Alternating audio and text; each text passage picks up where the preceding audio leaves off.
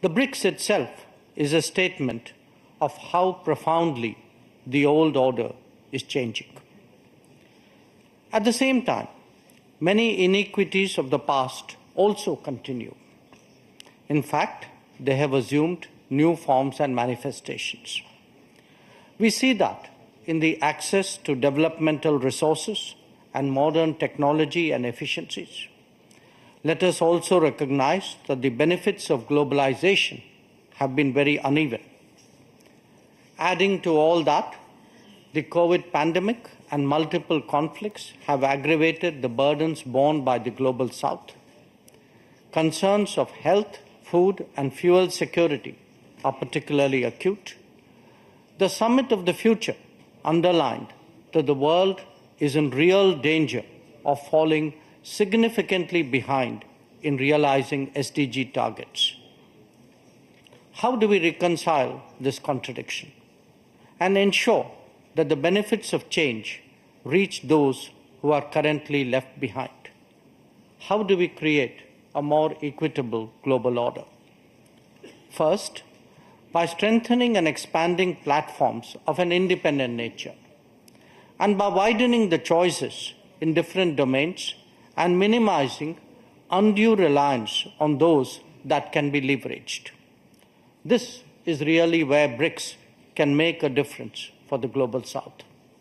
Second, by reforming established institutions and mechanisms, especially the UN Security Council in the permanent and the non-permanent categories. So too, the multilateral development banks, whose working procedures are just as outdated as that of the UN.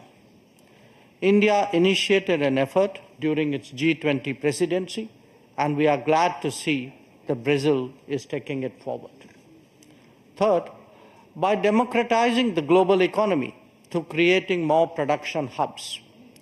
The COVID experience is a sharp reminder of the need for more resilient, redundant, and shorter supply chains.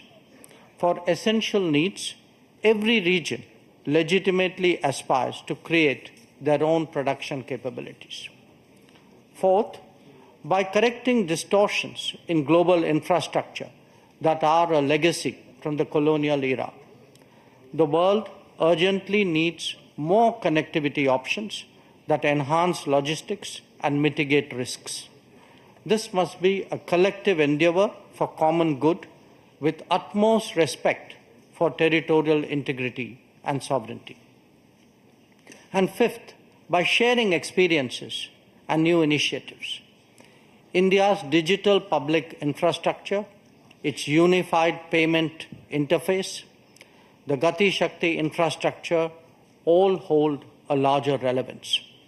The International Solar Alliance, the Coalition for Disaster Resilient Infrastructure, the Global Biofuel Alliance, Mission Life, and the International Big Cat Alliance are similarly initiatives of common interest. As a first responder, be it for natural calamities, health emergencies, or economic crisis, we seek to do our fair share. Excellencies, addressing conflicts and tensions effectively is a particular need of the day. Prime Minister Modi has emphasized that this is not an era of war. Disputes and differences must be settled by dialogue and diplomacy. Agreements, once reached, must be scrupulously respected. International law should be adhered to without exception, and there should be zero tolerance for terrorism. Excellencies, the situation in the Middle East, West Asia for us, is an understandable concern. There is a widespread anxiety that the conflict would spread further in the region. Maritime trade has also been deeply affected. The human and material consequences of further escalation are truly serious. Any approach has to be fair and durable, leading to a two-state solution. Excellencies, we meet in difficult circumstances. The world must be prepared to think afresh on long-standing challenges. Our gathering is a message that we are indeed prepared to do so. I thank you for your attention. Большое спасибо. Индия демонстрирует уникальные темпы роста, 7,5% ВВП и народонаселения, 10 миллионов плюс каждый год. Это, конечно, впечатляет. Вносит серьезный вклад в развитие нашей организации. И я хочу вас поздравить с успехами, которые Индия демонстрирует. Спасибо большое. Пожалуйста, слово зампремьер-министра Объединенных Арабских Эмиратов.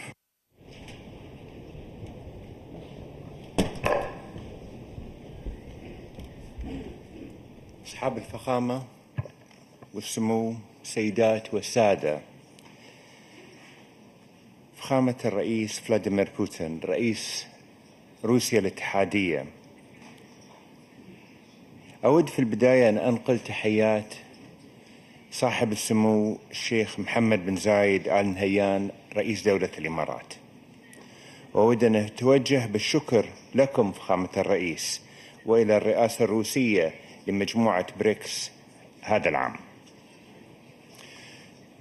نقدر هذه الجهود التي تهدف إلى تعزيز الحوار الدولي في لحظة تحتاج فيها إلى العمل المشترك لمواجهة التحديات العالمية والتعاون لبناء عالم أفضل.